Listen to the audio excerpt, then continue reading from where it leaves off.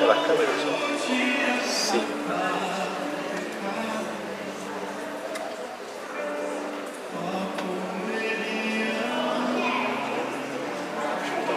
Vê se está com áudio.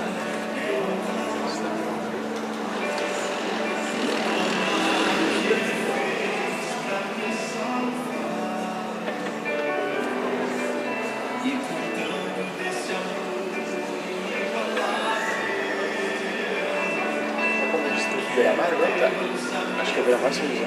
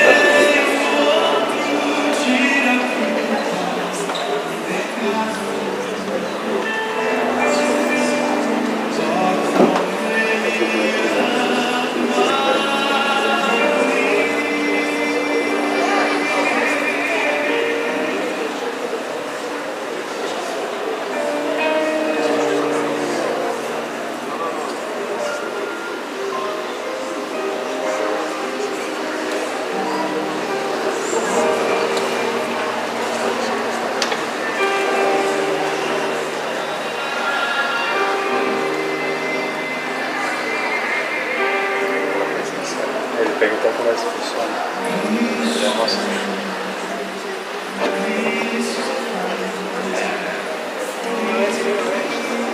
Quer mandar o link?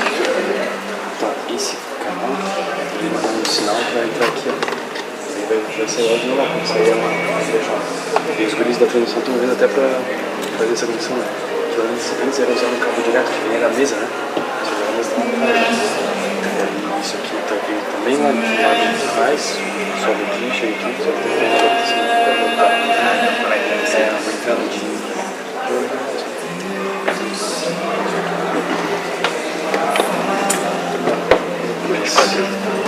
Quer mandar pra gente?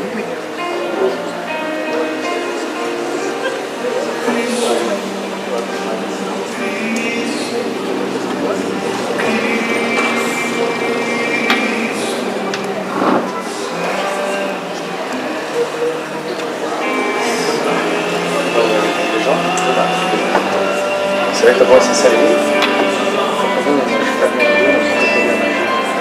Ele vai pegar bastante da projeção, aqui o Edu vai fazer uns cortes.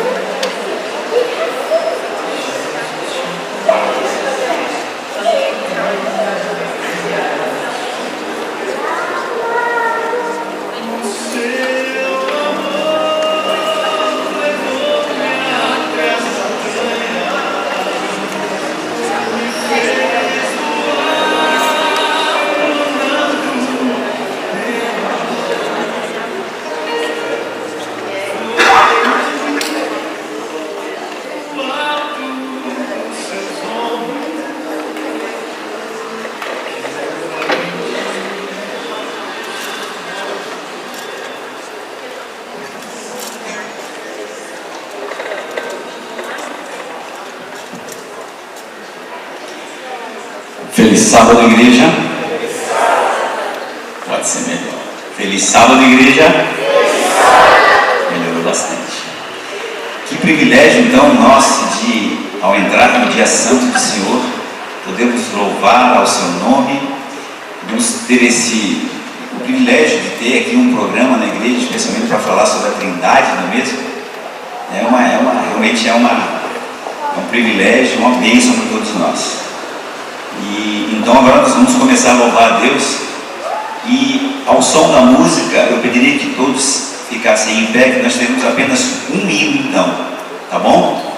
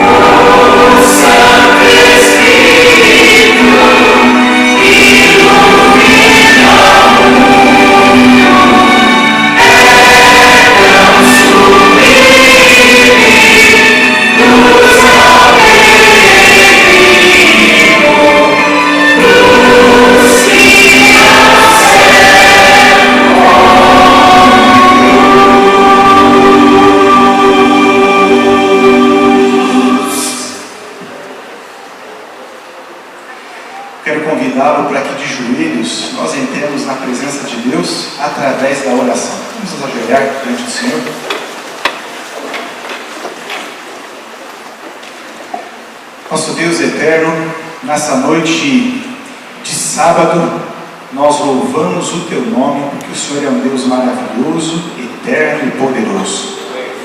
A Tua presença nessa noite, Senhor Deus, nos reunimos especialmente para adorar o Senhor, estudar a Tua palavra e ser por ela edificado, ser por ela ensinado. Eu queria pedir, Santo Deus, que nessa noite o grande professor Espírito Santo possa estar conosco, iluminando a nossa mente, abrindo o nosso coração e nos ajudando a entender esses assuntos tão importantes e profundos da Tua palavra.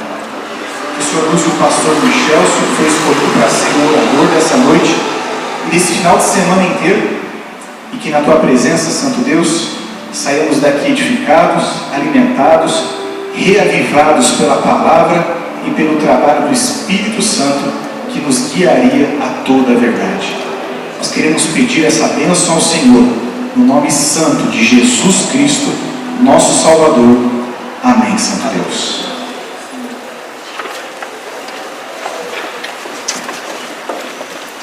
Mais uma vez eu desejo uma boa noite a todos, que a paz de Deus esteja no seu coração.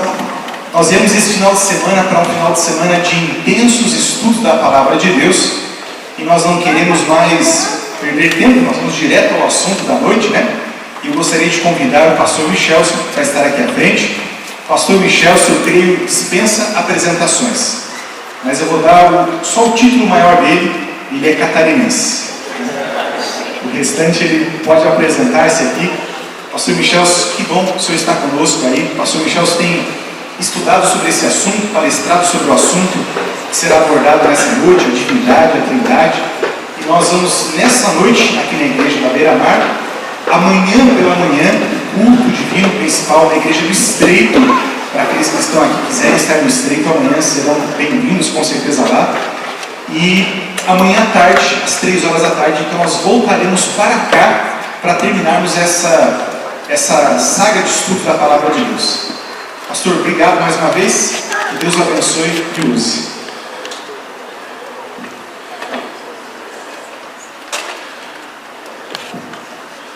Feliz sábado, irmãos. De fato, para um catarinense ser convidado para pregar aqui, sempre é uma alegria, sempre é um prazer. Só tem um detalhe que me deixa um pouquinho triste. É que sempre que eu vinha pregar nesta igreja, eu dizia, eu casei nesta igreja. Mas não é mais essa aqui agora, né? É naquela que vai ser uma clínica, pelo que eu soube, né? Não sei se eu podia dar esse spoiler já, todo mundo já está sabendo. Mas de uma forma foi na igreja de Campinas, né? Que eu me uni a Débora 27 anos atrás. Morei aqui por 7 anos nessa região, né? Florianópolis, Palhoça, estudei na Federal de Santa Catarina, sou natural de Criciúma, mas vivo já há 25 anos em Tatuí, no interior de São Paulo, porque lá fica a nossa editora no Brasil, a Casa Publicadora Brasileira. E atualmente eu sou editor da revista Vida e Saúde, entre outras coisas que a gente faz ali na editora da igreja. Bom, eu gosto muito de criacionismo, história da igreja, e todo criacionista, quando estuda sobre a criação, ele acaba estudando também sobre o autor da criação, que é o Criador, né? E é um tema apaixonante. Não deveria ser tema de polêmica, não deveria ser tema de disputas. Pelo contrário, deve ser um tema que nos faça tirar as sandálias dos pés, nos prostrarmos e clamarmos pelo entendimento daquilo que é possível entender.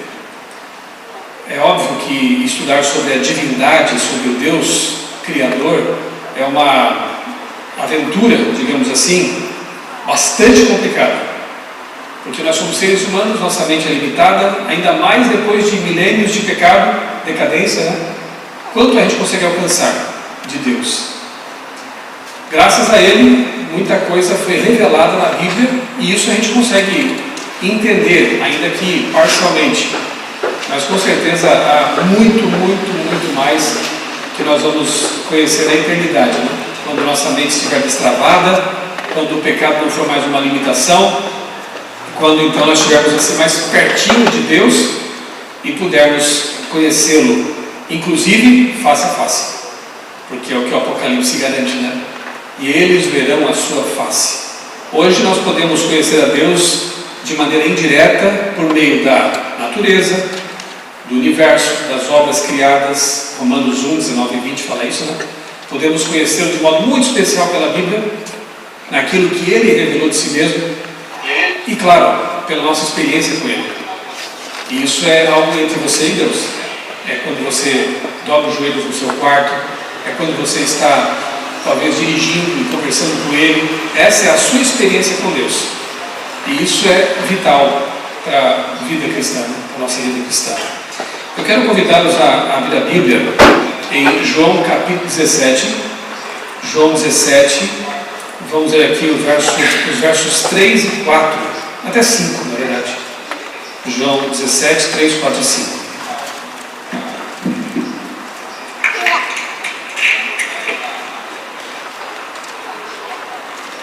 Encontraram? É aquela linda oração intercessória que Jesus fez pelos seus discípulos e por nós também.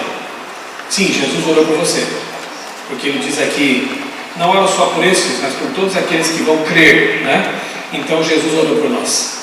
E aqui no começo desse capítulo é dito assim: e a vida eterna é esta, que conheçam a Ti, o único Deus verdadeiro, e a Jesus Cristo, a quem enviaste. Eu te glorifiquei na terra, realizando obra que me deste para fazer. E agora, ó Pai, glorifica-me contigo mesmo, com a glória que eu tive contigo junto de Ti, antes que houvesse mundo. Se Jesus fosse só um ser humano, já começaria estranho esse negócio aqui, né? Como pode um ser humano orar desse jeito? Pai, glorifica-me contigo com aquela glória que eu tive junto de Ti antes de o mundo existir. No mínimo, Jesus existe antes de este mundo ter sido criado. Eu sei, há pessoas aí que pensam que Jesus passou a existir em algum momento de eternidade. É até estranho dizer isso, porque a eternidade não tem começo. Não tem tempo. O tempo não existe quando você fala em eternidade. O tempo é uma dimensão deste universo. E se houver outros universos, também naqueles universos. Aí já vamos viajar muito, falar de multiverso. Mas o tempo é uma dimensão criada por Deus. Se Jesus é eterno, é o Pai da eternidade, ele não tem nada a ver com o tempo. Ele cria o tempo. Ele transcende isso. Mas esse é o tema de amanhã de manhã. Ou melhor, hoje de manhã, né? Tecnicamente, já é sábado. Então, eu até vou mostrar para vocês aqui como que eu organizei essa programação. Está aí na tela. Vai ser assim, ó, vai funcionar da seguinte forma. Estamos iniciando o nosso simpósio sobre a Trindade aqui, agora, neste momento. Abraço aos amigos que estão acompanhando a transmissão também do canal da igreja aqui da Beira-Mar. Então, o tema de hoje, Adventistas e a Trindade. Já vou dizer que tema é esse, né? De manhã não será aqui, será no Estreito, na igreja do Estreito, e lá eu vou abordar 2 temas. Teremos 2 cultos e o mesmo pregador.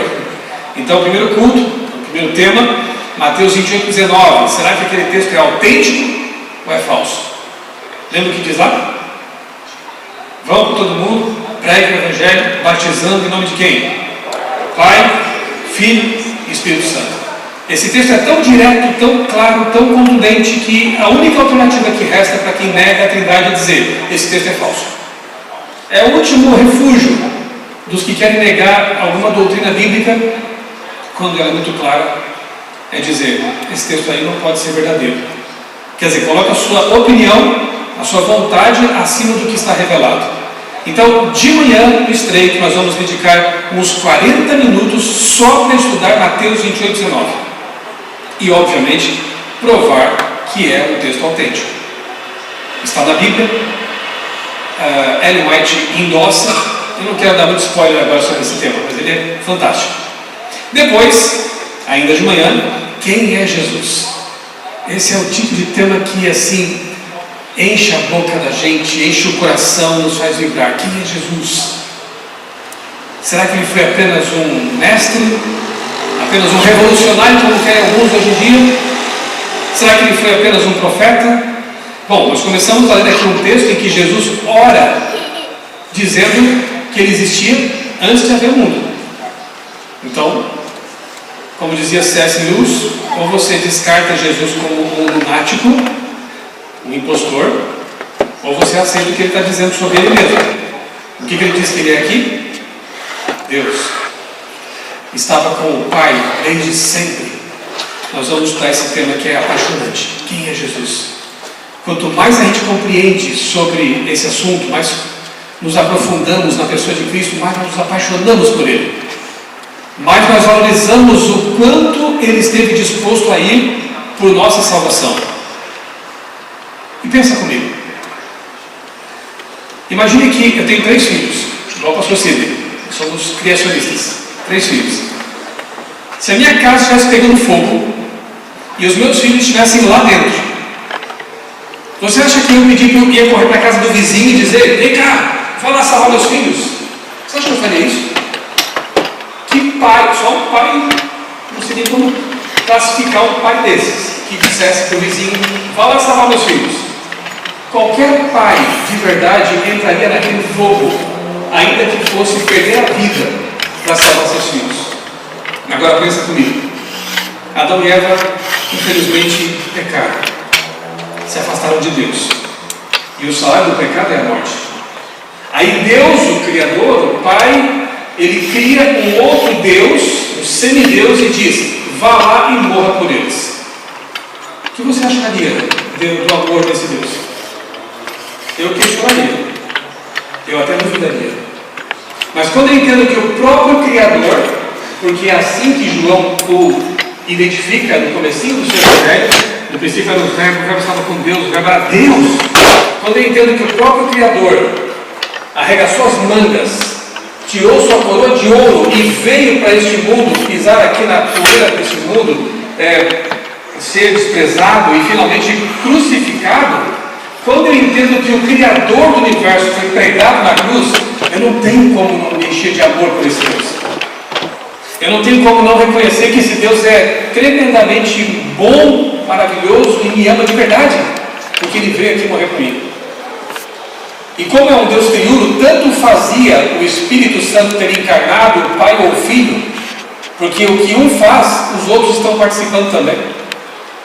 É como se na cruz a Trindade estivesse morrendo por nós ali. Então Jesus não pode ser um semideus. Do contrário, o amor do Criador é colocado em dúvida.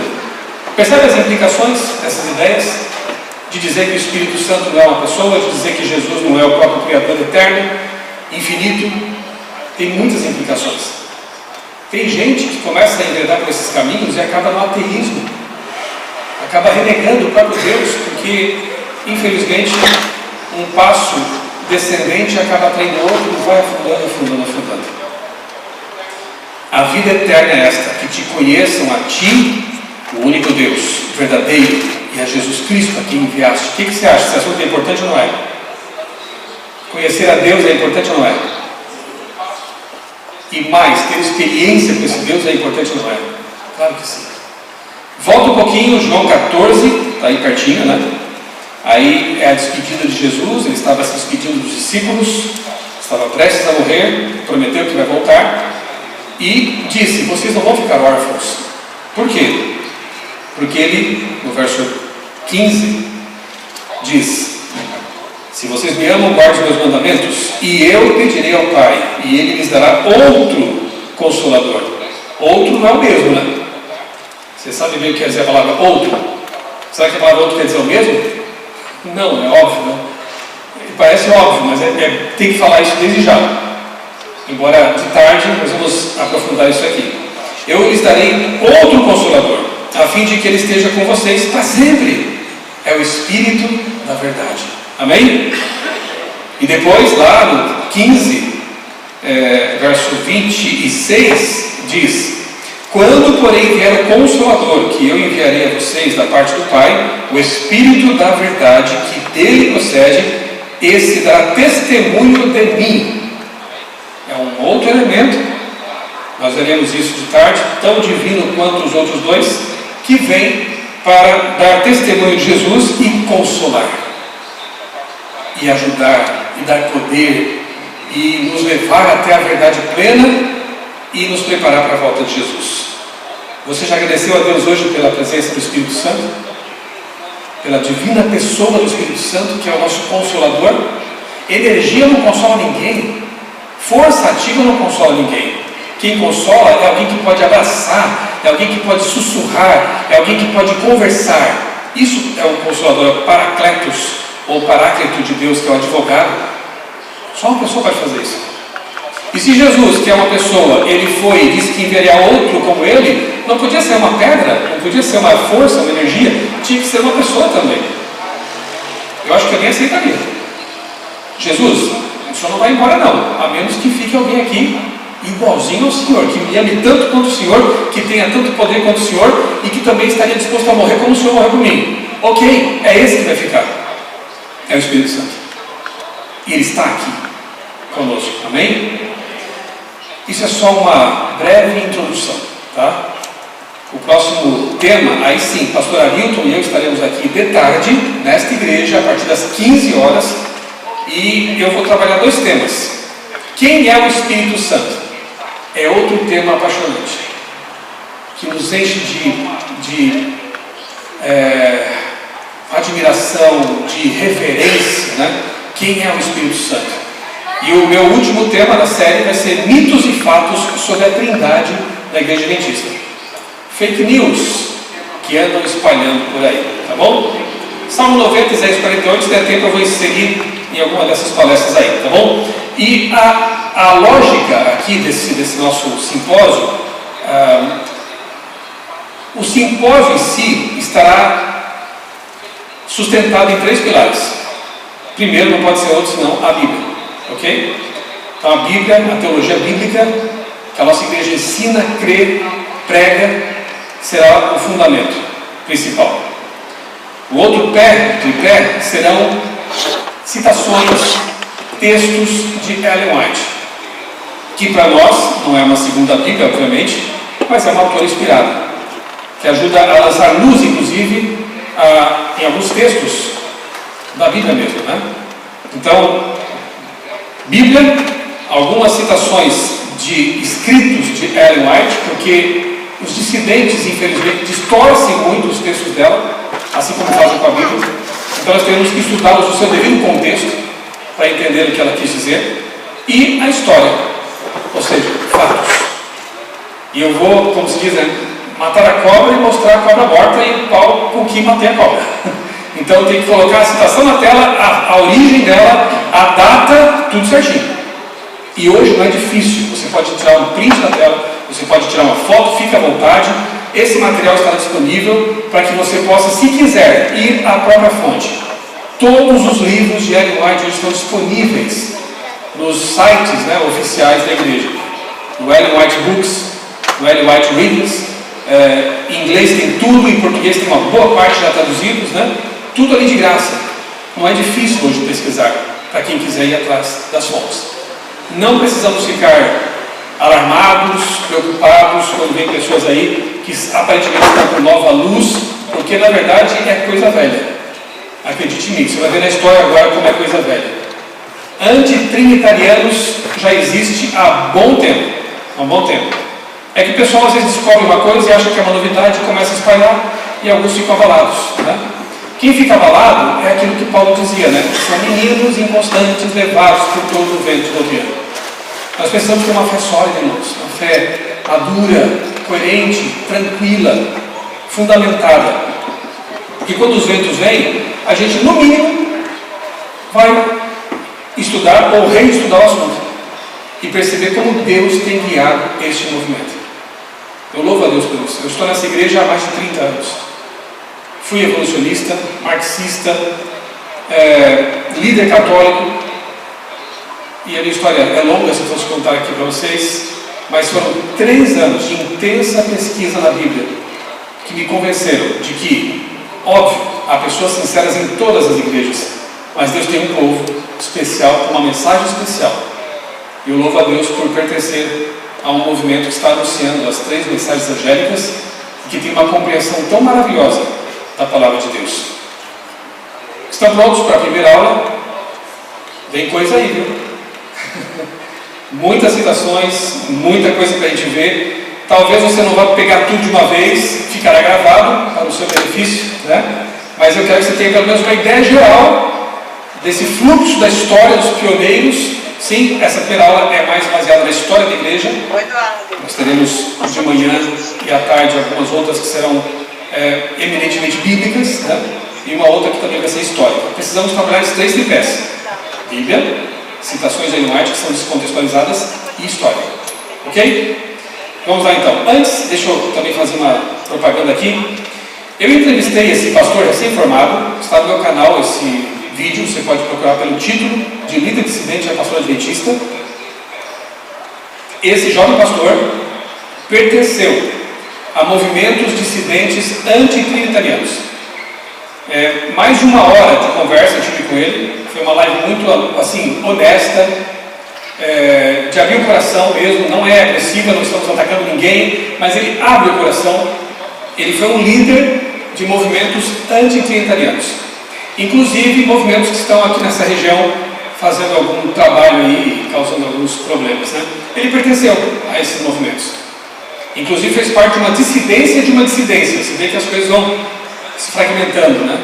Deus guia um povo, uma igreja, ela está avançando, está crescendo, graças a Deus, louvado seja Deus. Enquanto isso, há movimentos que vão ficando pelo caminho, se fragmentando e, infelizmente, deixando um rastro de tristeza por onde passa. Pessoas que vão ficando para trás, perdendo a fé, algumas voltam, graças a Deus, é o caso dele, e outros mais. Então, se você puder, assista, envie para amigos que estão sendo, quem sabe, enredados, né, por essas ideias dissidentes. Ele era perfeccionista e antitrinitariano. E hoje é um pastor adventista, graças a Deus. Uma história muito bonita, irmãos, né? Assim, de como Deus o trouxe, o resgatou desses caminhos. Está lá no canal, à disposição de vocês. Também tenho em meu blog, outraleitura.com.br, uma série de 4 textos do pastor Eleazar Domini, um grande amigo meu.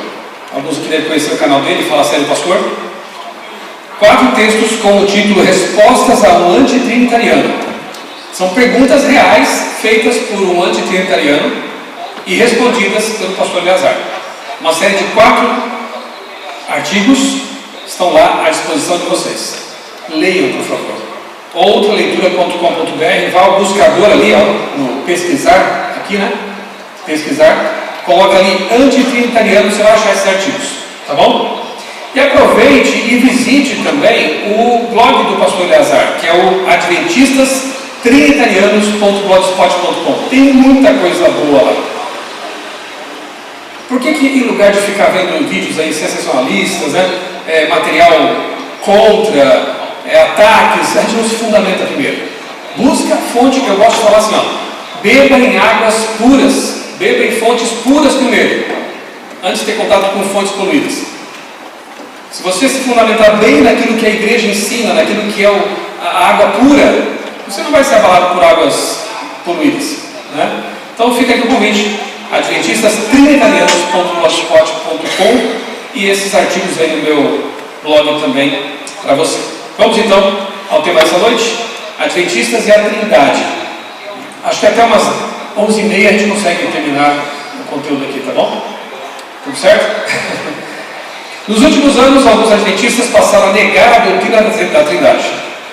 Embora citem textos bíblicos, o principal argumento se baseia na história da igreja adventista. Isso é importante já dizer para vocês que quando você aperta o assunto, é pouca Bíblia e mais história mesmo, né?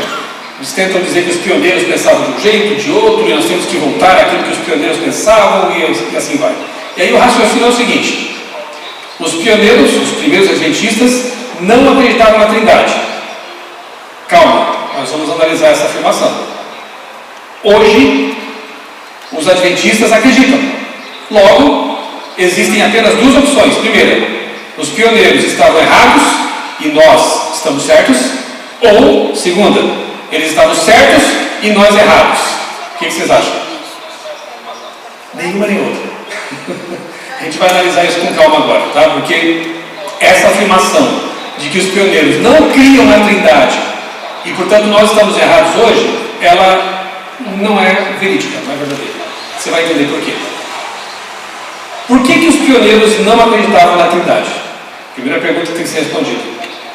E, antes dela ainda, o que os cristãos do século XIX, no tempo dos pioneiros, quando eu falo pioneiros é Ellen White, Tiago White, quem mais? José Bates, John Andrews, ok? Esse povo aí, né? os fundadores, né, do movimento. O que os cristãos, batistas, presbiterianos, unitaristas, congregacionalistas, daquele tempo pensavam, criam sobre a Trindade?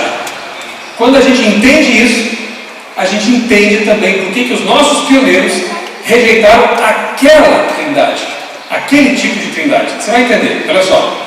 Como que os presbiterianos explicavam esse assunto?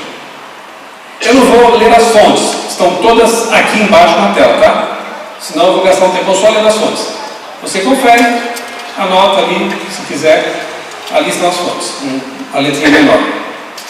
Diziam naquele tempo os presbiterianos: há apenas um Deus vivo e verdadeiro, que é infinito em ser e perfeição, um Espírito puríssimo, invisível, sem corpo, partes ou paixões. Já começa a complicar. Porque, como veremos à tarde, até o Espírito Santo tem corpo. Interessante, né? Tem um texto lá em Ezequiel que mostra isso. Aqui já fala que não tem corpo, não tem paixões, não tem sentimentos, não tem partes. Na unidade da divindade há 3 pessoas de uma substância: poder e eternidade. Deus, o Pai, Deus, o Filho e Deus, o Espírito Santo. O Pai não vem de ninguém, não é gerado nem procede. O Filho é eternamente gerado do Pai. Já começa a ficar meio estranho aqui, né? O Filho é eternamente gerado do Pai. O Espírito procede do Pai e do Filho. O que os batistas pensavam e explicavam naquele tempo? O Senhor nosso Deus é apenas um Deus vivo e verdadeiro. O Espírito puríssimo, invisível, sem corpo, partes ou paixões. Parece uma energia, né? Não tem sentimento, não tem. Nesse divino e infinito ser há 3 subsistências: o Pai, o Verbo, o Filho e o Espírito Santo. Mas a essência não dividida. O Pai não vem de ninguém, não é gerado nem procede, o Filho é eternamente gerado do Pai, bem parecido com o que os presbiterianos também ensinavam, né? O Espírito Santo procede do Pai e do Filho, todo infinito, sem princípio, portanto, há apenas um Deus, que não é dividido em natureza e ser, mas distinto por diversas propriedades peculiares e relativas e relações pessoais. Meio complicado até o texto, né? Convenhamos. Igreja Episcopal Protestante nos Estados Unidos e Igreja Metodista, o que ensinavam, e as fontes estão ali embaixo, há apenas um Deus vivo e verdadeiro, eterno, sem corpo ou partes, de infinito poder, sabedoria, bondade, o Criador e Preservador de todas as coisas, visíveis e invisíveis. E na unidade dessa divindade há 3 pessoas de uma substância, poder e eternidade, Pai, o Filho e o Espírito Santo. Até aqui, você assinaria embaixo do que acabamos de ler? Você concorda com tudo que está aí? Não, nem eu. E nem os pioneiros. Vá, como diz em São Paulo, vá vendo, né? Vá analisando aí essas coisas. Algumas ilustrações, né, ajudam até a compreender um pouco, se é que é possível compreender, a concepção que alguns cristãos da época tinham de trindade. Veja, uma cabeça com 3 rostos, né? Para alguns, o Filho era o próprio Pai, porque eles queriam colocar como se fosse uma só pessoa, dividida em 3. Veja, era uma confusão. Era algo muito complicado. E é óbvio que Tiago White não aceitava isso. É óbvio que o nosso grande erudito teólogo John Andrews também não aceitava isso. E é óbvio que Ellen White também não gostaria desse tipo de ideia sobre a Trindade, né? Por que os pioneiros não acreditavam então na doutrina da Trindade? Que razões eles apresentavam para isso? Vamos ver o que eles falam sobre isso? Temos que ver o que eles falam, né? Vejamos então o que Tiago White escreveu sobre o assunto em 1846. Note sempre as datas aqui, isso é muito importante, tá? Você vai ver que é algo assim lá atrás, né? Bem, o desapontamento tinha acontecido fazia só 2 anos. Ainda nem existia a Igreja Adventista do Sétimo Dia com esse nome.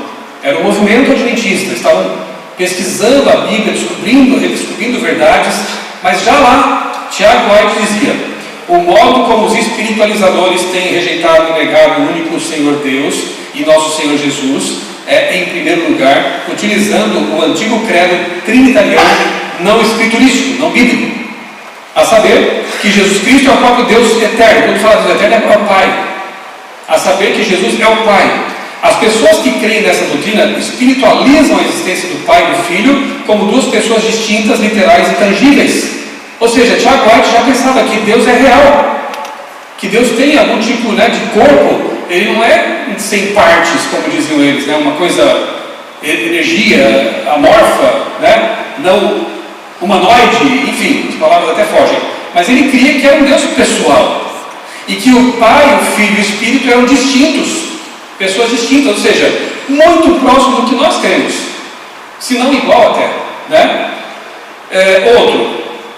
Ainda Tiago, Revere Herald, 1852, declarar que os ditos do Filho e de seus apóstolos são os mandamentos do Pai, está tão longe da verdade como o velho absurdo trinitariano de que Jesus Cristo é o próprio eterno Deus, o Pai. Isso é um absurdo mesmo, porque o Filho não é o Pai, o Pai não é o Filho, são pessoas distintas. Nós cremos em um Deus que se apresenta, que se expressa sob a forma de 3 pessoas. É fácil entender? Não. Falei agora há pouco, né? Entender Deus é uma empreitada bastante ousada, mas ele se apresenta assim na Bíblia. Haja vista a forma batismal que eu já citei, em nome do Pai, do Filho e do Espírito Santo. A bênção apostólica de Paulo, né? Pai, Filho e Espírito Santo, eles são distintos. E Tiago, ele resistia também a essa ideia de não serem distintos e não serem pessoais. Aqui devemos mencionar a Trindade, que destrói a personalidade de Deus e de seu Filho Jesus Cristo. Percebeu?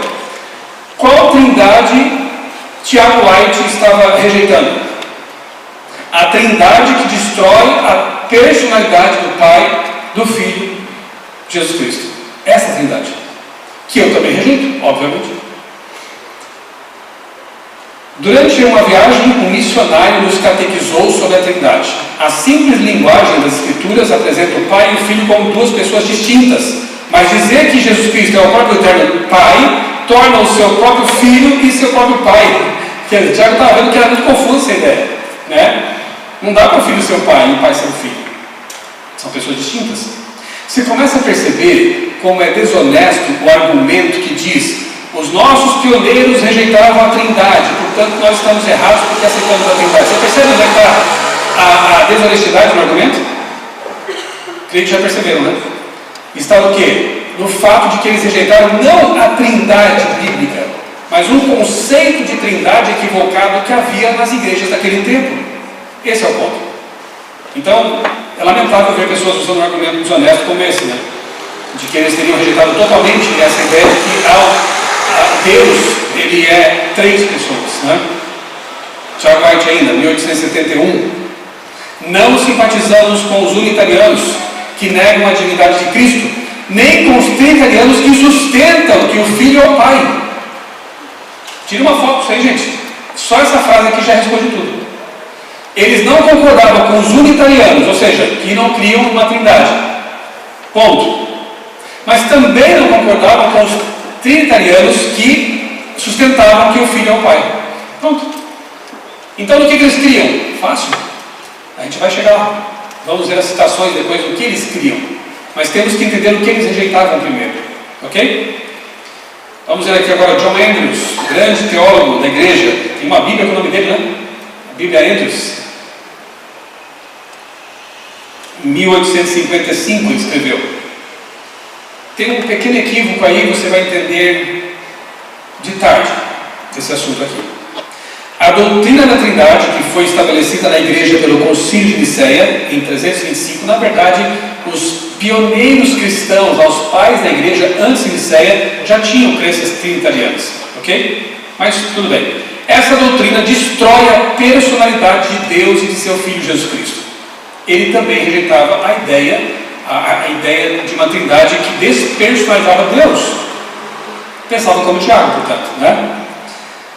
Sarah Hazelton. A doutrina chamada Trindade alega que Deus é sem forma ou partes. A gente leu isso, não leu? Os presbiterianos, batistas tinham essa ideia. Então a doutrina da Trindade, essa que eles estavam criticando, alega que Deus é sem forma ou partes, que o Pai, o Filho e o Espírito, os três são uma pessoa. Nós não cremos assim, né? São três pessoas distintas, coeternas, têm o mesmo poder, mas são três pessoas distintas.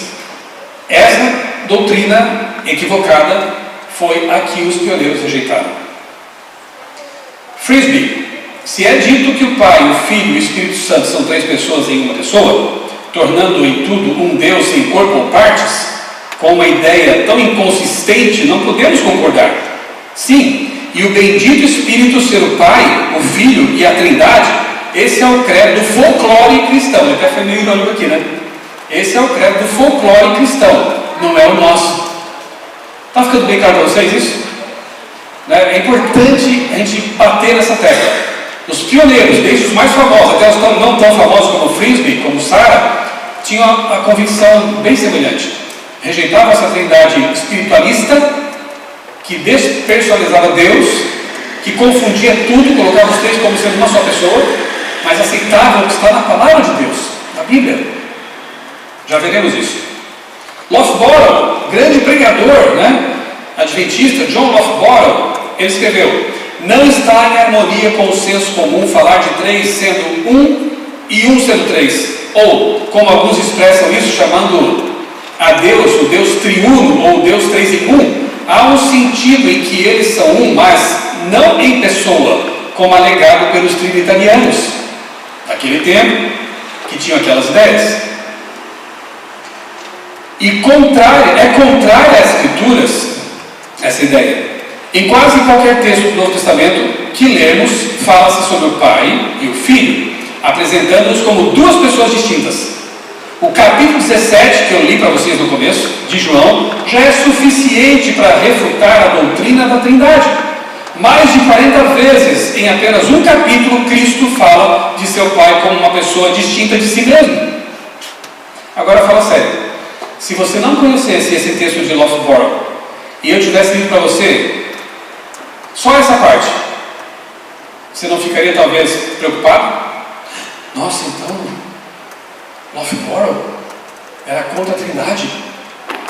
A igreja escondeu isso. Como escondeu? Isso está publicado, né? Está lá no Review Herald, 5 de novembro de 1861. Se a pessoa não foi atrás, a culpa é dela, não que a igreja tenha escondido, está publicado, né? Então, se lesse só esse trechinho aqui, olha, eu tenho um documento aqui para mostrar para você, está vendo aqui? Ó, os pioneiros não criam na Trindade.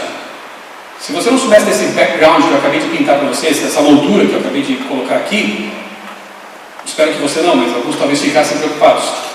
Nossa, então é verdade, os pioneiros rejeitavam a Trindade. Sim, mas não a bíblica. Estão percebendo isso claramente? É o que ele diz aqui, ó. Na Bíblia, fala do Pai, do Filho, como pessoas distintas. Ele não aceita a ideia de que era só uma pessoa, que misturava tudo e despersonalizava Deus. Esse é o ponto. Tem mais alguém? Tem. Grande Joseph Bates, Capitão Bates. O que ele falava? Olha aí, 1868, tá? Note também que, durante todo esse período, Ellen White está viva. Ela está convivendo ali. E ela tinha mensagens de advertência, de reprovação, de endosso, né? Ela não falou nada sobre isso? Calma. José Bates diz: e a respeito da Trindade, concluí que era uma impossibilidade para mim crer que o Senhor Jesus Cristo, Filho do Pai, era também o Deus Todo-Poderoso, o Pai, um e o mesmo ser, ou seja, a mesma pessoa.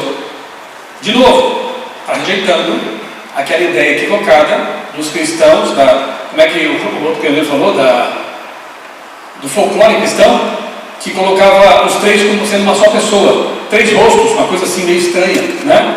Rejeitou também, óbvio. O homem de Deus, o homem sábio como era Bates, não aceitaria aquele tipo de trindade. Cornell, o credo mormon ensina a doutrina da Trindade. Mas como? É o Filho de Deus, o próprio Pai Eterno? Sim, ele é o próprio Pai Eterno, como eles dizem. Eles creem em um Deus imaterial, que Cristo é o próprio eterno Deus e que Deus é imaterial, sem corpo, partes ou paixões. É o ensino da maioria dos credos das igrejas. Mesma coisa, gente, estão percebendo a harmonia deles? Todos rejeitando os credos errados com respeito à Trindade. William Gage. Trinitarianismo, por essa expressão nos referimos à doutrina de que o Pai, o Filho e o Espírito são unidos em uma só e mesma pessoa, tornando Cristo o próprio e eterno Pai. É bem estranho, né? Quão melhor, olha só, agora presta atenção nisso aqui, ó, do que ele disse, William Gage. Quão melhor seria aceitar a doutrina da personalidade e individualidade distinta do Pai e do Filho, confessando a eles como um em coração, em mente e em propósito, evitando assim o jargão de confusão que sempre é criado por essa doutrina errônea. Perfeito! Parabéns para o Sr. William. Ele rejeita aquela ideia equivocada dos cristãos daquele tempo, inclusive dos mormons, e apresenta aquilo que nós cremos. Quão melhor seria aceitar a doutrina, que também é trinitária, mas correta, de que há um Pai, de que há um Filho, e eles são um, não em pessoa, mas em mente, em coração, em propósito, em poder. É nisso que nós cremos. Exatamente como os pioneiros também criam. Se eu sou questionado como creio que o Pai e o Filho são um, eu respondo: eles são um em sentido não contrário ao senso. Se o e, a sentença, significa algo, o Pai e o Filho são 2 seres, ou seja, 2 pessoas. Enfim, tantas citações que eu podia falar aqui, né? Pode ser objetado: se o Pai e o Filho são 2 seres distintos, ao adorar o Filho e chamá-lo Deus, você não está quebrando o primeiro mandamento do decálogo? É boa pergunta, né? O que diz o primeiro mandamento? Não terás outros deuses diante de mim. Aí alguém chega e fala: então tá, como é que você adora Jesus? Não é um outro Deus? O que será que o Cotrel vai responder? O Pai diz do Filho, diz ao Filho, lá em Hebreus 1, o teu trono, ó Deus, é para todo sempre. Você já leu esse texto aqui? Que é incrível. O Pai dizendo do Filho, ao Filho: o teu trono, ó Deus, é para todo sempre. O Filho é chamado o Deus poderoso, Isaías 9,6, não é verdade que está assim? Um menino se nos deu, né? É um menino, então só pode ser quem? Quem é esse menino que nasceu da Virgem? Jesus. Mas Isaías 9,6 diz também que o nome dele seria o quê? Maravilhoso, Conselheiro, Deus forte, Pai da eternidade. Não é só um menino qualquer. Esse menino é muito mais que um menino, convenhamos. E se ele é o Pai da eternidade, ele mesmo não pode ter tido começo, nunca. Porque ele não é o Pai só do tempo, ele é o Pai da eternidade. Ou seja, ele existe desde sempre. Então, não está errado você adorar Jesus, obviamente que não. A gente se prostra e adora uma divindade triuna. De tarde, quem vier aqui, eu vou mostrar um texto de Ellen White que é incrível, quando eu falar do Espírito Santo. Não é tão conhecido, na verdade a gente traduziu esse texto, e ele mostra os salvos, eu vou dar um spoiler aqui, ele mostra os salvos na eternidade já redimidos, se prostrando e adorando, sabe quem? O Pai, o Filho e o Espírito Santo. Na eternidade, os três distintos. Então não terás outros deuses, não tenho mesmo. Eu adoro o único Deus, Yahweh, ou Jeová. O Pai é Jeová, o Filho é Jeová, o Espírito Santo é Jeová. Não tem problema nenhum você adorar. Aliás, tem que adorar os três, né? Bordeaux, em 1869, Bordeaux criticou alguns dos populares sentimentos que são percebidos pela massa dos adeptos do cristianismo. O que ele disse? Que Jesus Cristo é o próprio Deus, o Pai, o Filho e o Espírito Santo são um ser idêntico. Ele criticou isso. Entretanto, examinemos brevemente esses pontos à luz da Escritura e nos é mostrado o seguinte, claramente: que Deus é uma inteligência material, tangível, organizada, possuindo tanto o corpo como partes. A Bíblia mostra Deus como tendo... Aliás, nós fomos criados à imagem e semelhança de Deus. Ele não pode ser uma energia despersonalizada e amorfa. Que Jesus Cristo é o Filho de Deus, ele não é seu próprio Filho, nem é seu próprio Pai. É um ser distinto de Deus o Pai. Ok? Perfeito. Já Darrell Ward conclui que todos os argumentos utilizados pelos pioneiros contra a doutrina da Trindade podem ser reduzidos ao argumento de que Deus é o ser pessoal, e a Trindade torna isso impossível, aquele tipo de concepção de Trindade. Relacionados à definição de pessoa estavam os conceitos de que Deus possui uma forma, Deus possui partes e existe genuína distinção entre as personalidades divinas. Perfeita conclusão. Isso é uma tese lá da Andrews University. Agora, por que será que Ellen White não reprovou os pioneiros que não criam na Trindade?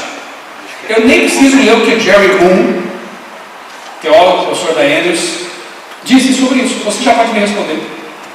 Vamos lá, me responda. Por que Ellen White, uma profetisa de Deus, não repreendeu, não reprovou os pioneiros que estavam falando contra a Trindade naquele tempo?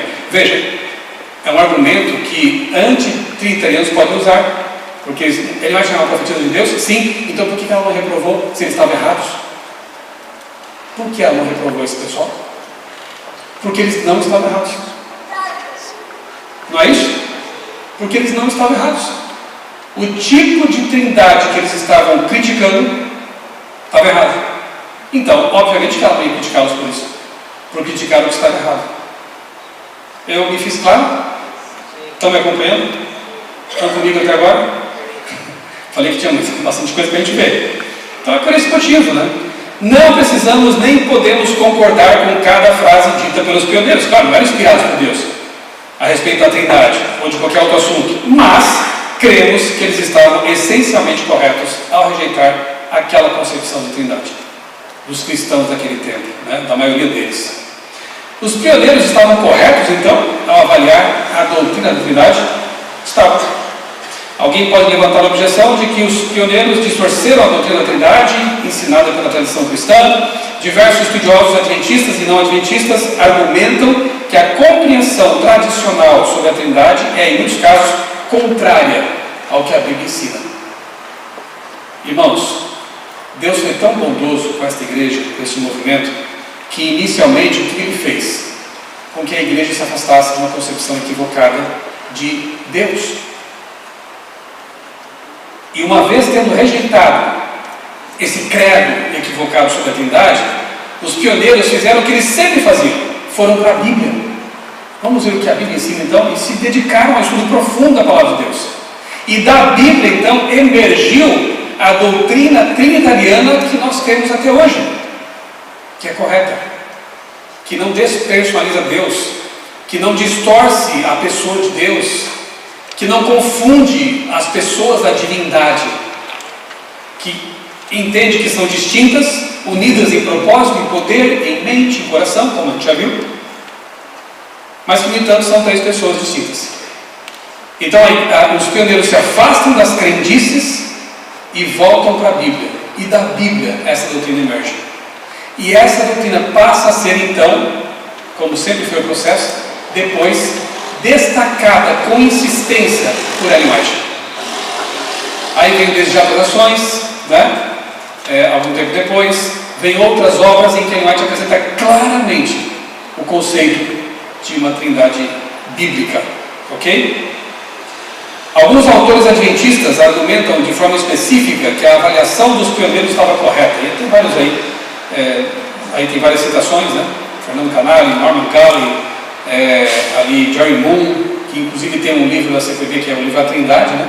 Ele é um dos autores desse livro, e vários outros, né, que perceberam isso que eu estou apresentando para vocês.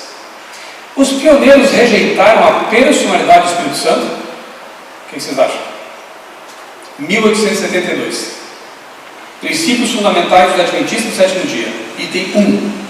Existe um Deus, um ser pessoal e espiritual, o Criador de todas as coisas, onipotente, onisciente e eterno, infinito em sabedoria, santidade, justiça, bondade, verdade e misericórdia, imutável e presente em toda parte por seu representante, o Espírito Santo. Estava lá, 1872 já, essa compreensão de que havia sim um ser pessoal chamado Espírito Santo. Que existe um Senhor Jesus Cristo, Filho do Eterno Pai, aquele pelo qual todas as coisas foram criadas e por quem existem. Irmãos, não caiam nessa conversa de que a Igreja Adventista só adotou a doutrina da Trindade no século XX, posteriormente. Eu estou apresentando citações do século XIX para vocês, em que os pioneiros já criam isso, já tinham essa compreensão. Wagner, esse é o pai do Eliot, né? Esse é o pai do outro Wagner, já vou citá-lo também, o filho. Há uma questão que tem sido muito controvertida no mundo teológico, é a respeito da personalidade do Espírito Santo, do Espírito de Deus.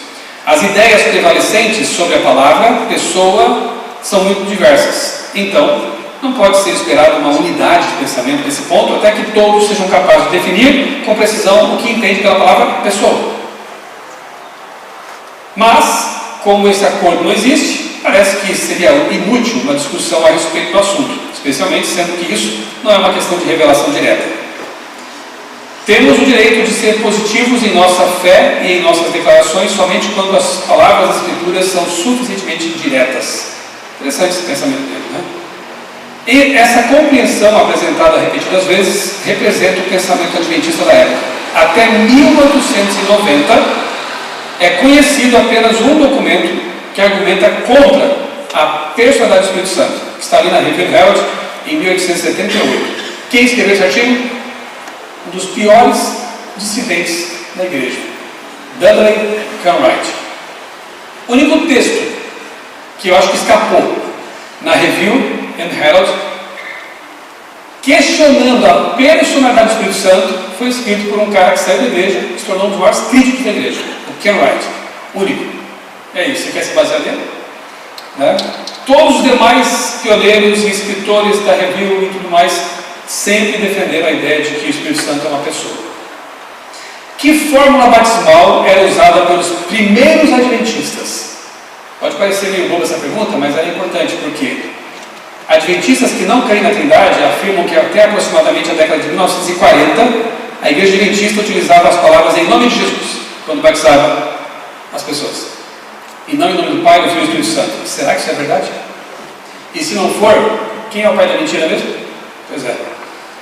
A expressão em nome do Pai, do Filho e do Espírito Santo aparece 168 vezes nos escritos publicados de Ellen White. Quando havia o CD-ROM, você podia pesquisar lá, você pode pegar os escritos na internet mesmo, você vai encontrar quase 200 vezes essa expressão em nome do Pai, do Filho e do Espírito Santo. Tem mais. Review Herald de 1862. O que dizem os críticos, os dissidentes? Que até 1940 a igreja não batizava em nome do Pai, do Filho e do Espírito Santo. Vamos lá, vamos aos fatos. 1862, Tiago White escreve na Review Herald: o batismo é uma ordenança perpétua na igreja, e os ministros do século XIX batizam em nome de quem? Pode ler. Pai, Filho e Espírito Santo. Porque a comissão original requer isso. Está na Bíblia. De tarde, nós vamos considerar um pouquinho mais essa questão aqui, tá bom? Na verdade, de manhã, né? No estreito, eu falo sobre Mateus 28, 19. Mas é isso. Batizavam em nome da Trindade. Uriah Smith: a fórmula dada por Cristo para o batismo é o que mesmo? Em nome do Pai, Filho e Espírito Santo. 1902 ele escreve isso e publica na Review Herald. Review Herald é tipo a revista adventista, né? Só que pioneira lá americana, ok? É uma publicação oficial da igreja. Resumindo, Stephen Haskell: nós cremos no batismo e temos a mesma fórmula que os batistas. Ambos os grupos batizam em nome do Pai, Filho e Espírito Santo. 1940. Que data que tem? 1904, não 40. Certo? Review Herald também. A Assembleia da Associação Geral de 1882 votou o preparo de artigos a respeito da ordem eclesiástica. Sim, a igreja estava se organizando, né? E aí volta ali o que seria um dos primeiros edições do Manual da Igreja, Church Manual. E aí no Manual da Igreja, no artigo sobre o batismo, está lá escrito assim, 1882, tá, gente? Tendo chegado ao lugar desejado, o ministrador, o pastor, o oficiante, deve tomar firmemente o candidato. Não é assim que a gente faz, pastores, né? Pega o candidato ali, segura firme, né? Senão ele pode escapar, né?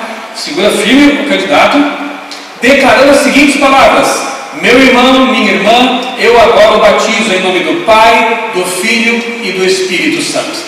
E a gente faz isso até hoje. Desde 1800 e lá vai coisa. A gente segue a ordem do mestre.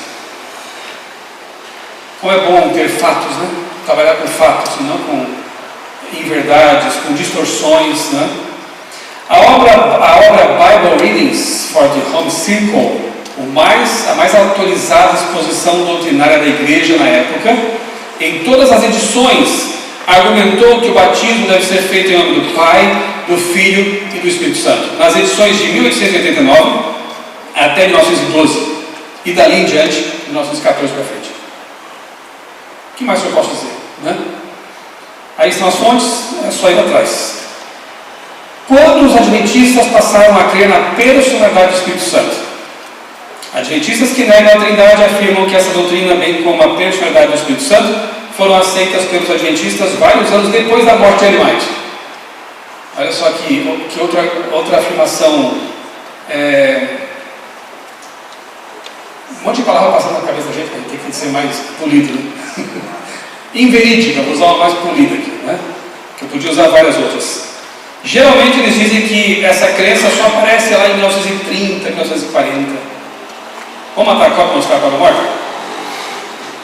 1890. Wagner, esse é o filho do outro lá, né?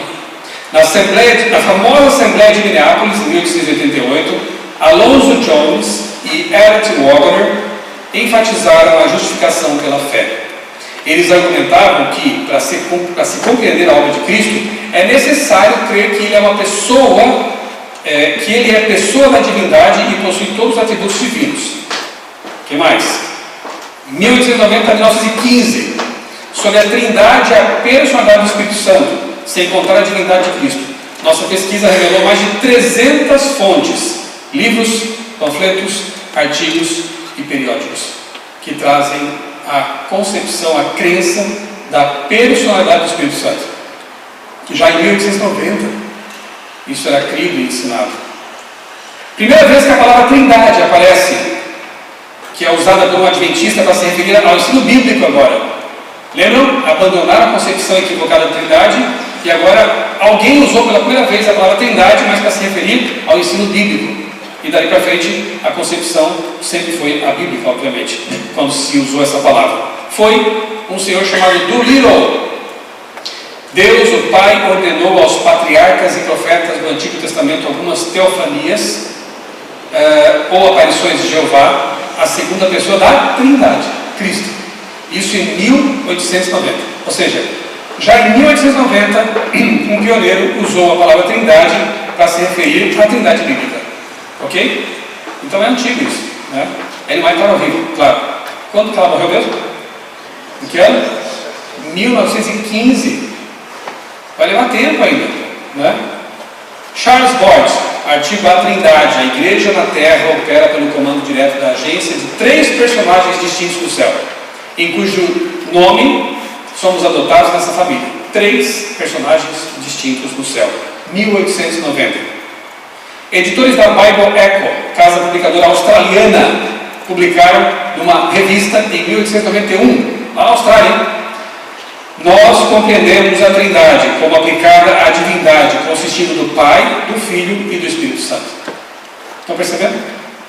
A harmonia, a compreensão correta agora da Trindade. Aí está a capa, Bible Studies, a doutrina bíblica da Trindade, nessa edição aí de 1892. Aí a capa, Samuel Spear. Defende um Deus subsistindo e atuando em 3 pessoas. Critica a Trindade dos credos, que contém a teoria da eterna geração do Filho e da eterna processão do Espírito Santo. Veja, um pioneiro em 1892 já estava criticando essa ideia de que Jesus teria sido gerado do Pai. Lembra que eu falei no começo que o pessoal apresenta coisas como se fossem novas, que são velhas, e já foram refutadas faz tempo? É que com a internet, né, tudo começa a reaparecer e tem gente que descobre aí a roda e acha que descobriu a roda. Mas não, já estava ali fazia tempo, né? Lá, em 1892, porque se Jesus foi gerado, ele é o semideus.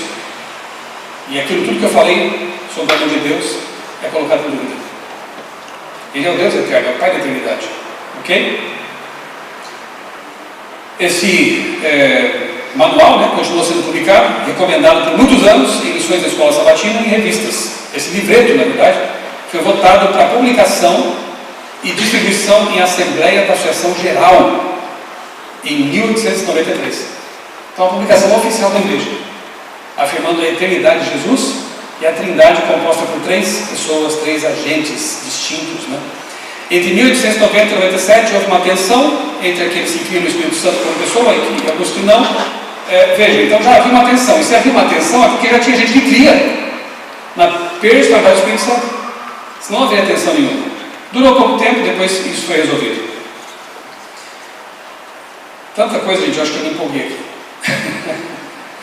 Deixa eu ver quem pode destacar mais aqui. Eu estou preocupado com vocês, que amanhã, hoje, de dia, vai ser puxado, né? Isso aqui é importante, ó. Pergunta: as Escrituras ordenam o louvor ou a adoração ao Espírito Santo? O que vocês acham? Temos que adorar o Espírito Santo? Se não, a última linha da doxologia não contém um pensamento não bíblico.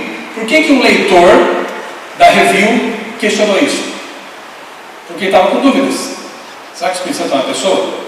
E se ele não for, está certo a gente louvá-lo como a gente louva no nosso inário? Isso aqui é interessante. Resposta da revista: na fórmula do batismo, para o batismo, o nome Espírito Santo é associado ao nome do Pai e do Filho. E se esse nome pode ser assim usado, por que não seria apropriadamente posto como parte da mesma Trindade no hino de louvor, louvai ao Pai, ao Filho e ao Espírito Santo?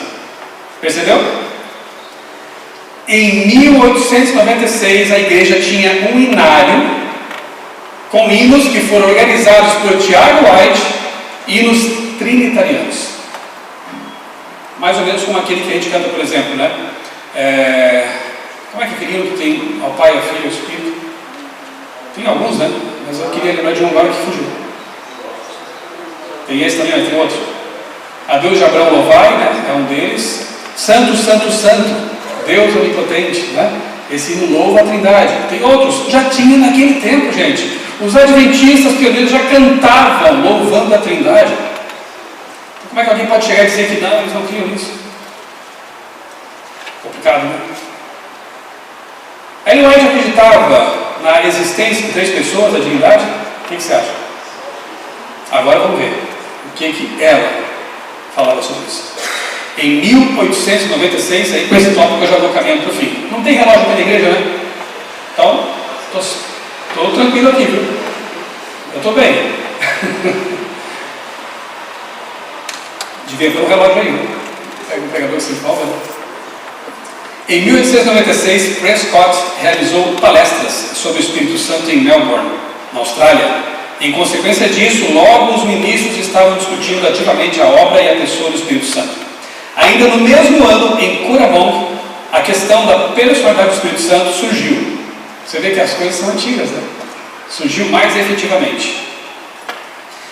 Ken Lacey passou a enfatizar a personalidade do Espírito Santo. Ele informa que naquela época o assunto constituía uma parte importante das agitações doutrinárias e teológicas. No meio adventista, né? Nesse ano, Ellen White, que assistiu às palestras de Prescott e Lacey, esses dois que enfatizavam a personalidade do Espírito Santo, ela estava lá no auditório, ela assistiu, declarou pela primeira vez que o Espírito Santo é a terceira pessoa da divindade. Em que ano ela falou isso? Está na tela. 1896. Ellen White afirmou, é a terceira pessoa da divindade. Tá? Dezenas de vezes a partir desse ano, Ellen White se referiu ao Pai, ao Filho e ao Espírito Santo como os três grandes poderes do céu, os 3 maiores poderes do universo, e expressões semelhantes como veremos à tarde. À tarde, eu vou dizer para vocês, manuscritos, vou pôr na tela, manuscritos de Ellen White. A gente fala, mas foi adulterado, a CPB manipulou. Isso me deixa tão triste, porque eu trabalho lá. Eu já trabalhei por 3 anos com livros de Ellen White, na atualização da linguagem do português, a tradução do português. Vocês precisam ver a maneira respeitosa, reverente com que a gente trabalha com esses textos. Com oração, com responsabilidade. Para vocês terem uma ideia, para a gente atualizar a tradução do português para o português, a gente usa o dicionário Webster de 1827, do tempo de Ellen White, que ela usava. Por quê? Porque não basta saber o que essa palavra aqui quer dizer, essa palavra em inglês, como a gente vai traduzir essa palavra em inglês para o português. Não, eu quero saber como essa palavra era entendida no tempo lá deles, no século XIX, porque as palavras vão mudando, né? Línguas não mortas como o português e o inglês passam por esse processo. A gente às vezes gastava uma tarde para traduzir um parágrafo, para depois ouvir dissidentes dizendo a CPB manipulou, a CPB distorceu. Isso é ofensivo. E que bom que eu trabalho lá, porque eu posso atestar para vocês em primeira mão como que o trabalho é feito. Então, eu vou mostrar para vocês à tarde, na tela, textos originais dela, em que ela apresenta ali claramente as 3 pessoas, 3 living persons, ela fala, as 3 pessoas viventes do trio celestial, heavenly trio, está tudo ali, claro, como neve. Carta 8, isso aqui é texto de Ellen White, tá? 1897. O mal vinha se acumulando por séculos e só poderia ser contido pelo inigualável poder do Espírito Santo, a terceira pessoa da divindade, que viria sem restrições, porque não estava limitado pela carne, como Jesus estava aqui na terra. Viria sem restrições em sua eficácia, mas em plenitude do divino poder. Outro texto aqui, também dela, 1897. O príncipe da potestade do mal só pode ser mantido em sujeição pelo poder de Deus na terceira pessoa da divindade, o Espírito Santo. É muito claro o texto, e quando os dissidentes se deparam com um texto muito claro, a última alternativa deles, a última trincheira é dizer, esse texto foi mal traduzido, esse texto foi manipulado. Ok, de tarde, vem aqui que eu vou mostrar o original para vocês, tá bom? O Desejado das Nações, publicado em 1898, que é um livro mais trinitariano do que esse. Ela diz: ao pecado só se poderia resistir e vencer por meio da poderosa operação da terceira pessoa da divindade, a qual viria não com energia modificada, mas na plenitude do divino poder. É o Espírito que torna eficaz o que foi realizado pelo Redentor do mundo.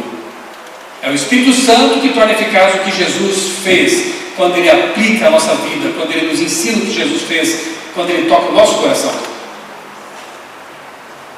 que mais que eu posso dizer para vocês? Está lá no Desejado, que foi publicado em 1898, a primeira edição. Sign of the Times, 1898 também, ela escreveu: Cristo enviou seu representante, a terceira pessoa da divindade, o Espírito Santo. Nada podia superar esse dom. Irmãos, fala para mim, dá para pegar um texto desse? Vamos ler de novo? Cristo enviou seu representante, a terceira pessoa da divindade. Dá para pegar um texto desse e dizer que o Espírito Santo é o próprio Jesus? É Jesus que veio de novo. Agora, é a energia de Deus, ou coisa parecida. Dá para dizer isso? Se ele envia, se eu... Pastor, vem cá, por favor. Irmãos, eu estou aqui na frente, eu não posso descer para conversar com vocês nesse momento. Lá na porta eu falei isso. Mas eu vou enviar meu representante, tá? O outro vai agora lá e conversa com o irmão, por favor. Pouquinho. Isso é um representante ali, ó. Ele foi. Jesus está no santuário celestial desenvolvendo, né, realizando uma missão em nosso interior, por nós, né? No lugar santíssimo, como nós agora cremos. E aqui na terra está um representante dele, tão divino quanto ele, tão pessoa quanto ele. Porém, como ela mesma diz, não limitado pela natureza humana. Portanto, é onipresente. Ele está no seu lado agora, do seu lado, lá com a minha família que ficou em Tatuí. Ele não está limitado pela humanidade. Ele é onipresente. Que bom saber disso, não? É maravilhoso saber disso. Há três pessoas vivas pertencentes ao trio celeste, em nome desses três grandes poderes, o Pai, o Filho e o Espírito Santo. Os que recebem a Cristo por fé viva são batizados. E esses poderes cooperarão com os súditos obedientes do céu em seus esforços para viver a nova vida em Cristo. Amém? De novo, né? Eu vou até falar uma coisa aqui meio ruim de se falar, né? Mas se eu fosse o diabo, a primeira coisa que eu faria era distorcer a crença do povo de Deus na Trindade. Por quê? Leia de novo. É o Espírito Santo que nos convence do pecado, da justiça e do juízo. Se eu rejeito o Espírito Santo, eu não vou mais saber o que é pecado. Eu vou me tornar um perfeccionista, talvez, achando que eu já estou em santidade total.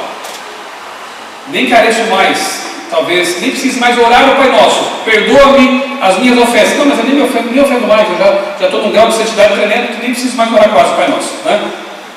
Se eu rejeito o Espírito Santo, eu não entendo o que é o juízo, o que é a justiça. A minha mente vai ser entregue ao engano. A mentira vai encontrar guarida em meus pensamentos. E uma série de coisas horríveis acontecem quando você rejeita o Espírito Santo. Se eu fosse o diabo, eu levaria as pessoas a não crer mais que Jesus é o Deus eterno. Porque isso rebaixa Jesus como Satanás sempre quis fazer. Porque isso coloca dúvidas sobre o caráter de Deus, que esteve disposto a morrer por nós, Ele mesmo, na pessoa do Filho. Se eu fosse o diabo, eu trabalharia pesado para distorcer essa doutrina que está na base de todas. A doutrina de Deus está na base de todas. Não há Bíblia sem Deus. Não há salvação sem Deus. Não há criacionismo sem Deus. Não há nada sem Deus. Então é óbvio que o ataque de Satanás vai ser intenso nessa questão. É óbvio que até o fim nós veremos dissidentes atacando essa doutrina maravilhosa. E muitos de forma inocente, eu sei disso. Estão sendo enganados também. Oremos, né, para que Deus abra o entendimento das pessoas e as faça voltarem enquanto é tempo, né? Nós temos que amá-los também. A gente não fala isso aqui com nenhum tom de raiva, nada disso, né? Como eu tenho orado por pessoas aqui desta região, como eu tenho orado, gastado meus joelhos orando por pessoas que eu trouxe para a igreja. Pessoas para quem eu dei estudos bíblicos, minha esposa e eu. Dedicamos anos de trabalho para depois aparecerem alguns lobos devoradores e arrebanhar essas ovelhas que são de Deus, porque eu conheço as pessoas. São sinceras, porque eu conheço as pessoas. Mas estão sinceramente enganadas. Isso me angustia, isso me deixa muito triste. E até por isso também aceitei o convite para vir aqui hoje e amanhã também, trabalhar esses temas. Para que Deus, de alguma forma, use minhas palavras, o pastor Hamilton também, para vacinar a igreja e, quem sabe, resgatar algumas almas desviadas, né? O lugar delas é aqui, não lá fora atacando ou pescando um aquário. Esse irmão que eu entrevistei no meu canal me disse que eles praticamente não fazem evangelismo. É difícil alcançar em pessoas que não têm as mesmas convicções ou semelhantes, né? Como os adventistas. Geralmente eles vêm como fazem os lobos, né? Pegam as ovelhinhas que estão mais para trás, aquelas que estão mais cansadinhas, aquelas que estão mais fragilizadas. Às vezes por causa de erros que a igreja comete, somos todos humanos. De repente, como igreja, cometemos um erro que deixou a pessoa triste, magoada, abandonada por algum momento. E nessas horas de fragilidade o inimigo vem e arrebanha alguns. Então oremos por essas pessoas, né? E clamemos a Deus pela vida delas, ok? Eu acho que eu vou ficar por aqui, irmãos. Creio que já deu para ter uma ideia, né, da questão da história da igreja. Tem muita coisa aqui, eu vou deixar depois esse link aqui desse preze, dessa apresentação, à disposição de vocês, tá? Vou encaminhar para o pastor Sidney também, já tinha deixado com o pastor Paulo e outros aí. Vocês podem usar isso à vontade. Lá no meu canal no YouTube, eu tenho essa aula aqui mais detalhada, mais ainda, veja só, mostrando tudo que está aqui. Então você pode também compartilhar esse material à vontade, tá bem? É isso. Você vê que eu tinha empolgado, né? Muita coisa aqui, ó. Haskell foi um dos depositários, né? Ellen White, antes de falecer, ela escolheu alguns homens consagrados para cuidar do seu patrimônio literário. Um desses foi o Haskell. O outro foi Daniels, né? O primeiro presidente da Associação Geral. Enfim. Podemos encerrar com uma oração. Fica aqui o convite para que você não perca. Eu sei que de manhã vai ser no estreito, você pode depois acompanhar também a gravação, vai ser filmado, gravado. Se alguém quiser estar lá, levar alguém que precisa ouvir sobre a forma batismal e sobre Jesus como Deus eterno, serão os temas da manhã. E de tarde, 15 horas, o pastor Arilton e eu estaremos aqui esperando vocês para uma série de 3 palestras. Não percam. Venham com amigos, tragam alguém que está em dúvida. É um momento para aproveitar e, quem sabe, resgatar alguns. Vamos terminar com uma oração, pastor? Convido os irmãos a ficarem em pé.